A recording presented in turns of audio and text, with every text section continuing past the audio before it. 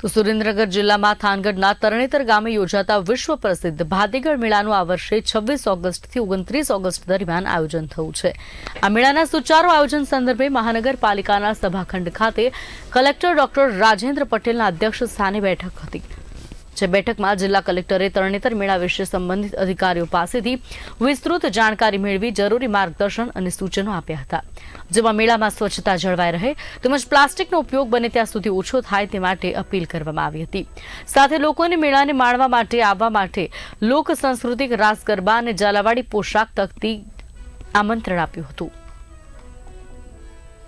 વિશ્વ પ્રસિદ્ધ ત્રિનેત્રેશ્વર મહાદેવ તરણેતર એનો મેળો આગામી ભાદરવા સુદ 30 થી લઈને શરૂ થનાર છે।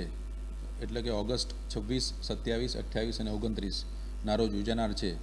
એના અનુસંધાને સુરેન્દ્રનગર જિલ્લા વહીવટીતંત્ર તરફથી તમામ પ્રકારની તૈયારીઓ કરવામાં આવી રહી છે।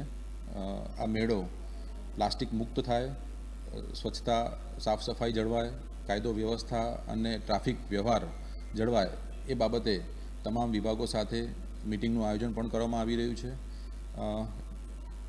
મેળાની દરમિયાન જે રાઇડ્સ અને ગેમિંગ ઝોન જે થઈ રહ્યા છે એના માટે ગ્રામ પંચાયત અને પ્રાંત કક્ષાએથી આગામી સમયમાં ટેન્ડર પણ કરવામાં આવશે। આપ સૌને આ મેળામાં સહભાગી થવા માટે કલેક્ટર સુરેન્દ્રનગર વતી હું આપ સૌને હાર્દિક આમંત્રણ આપું છું।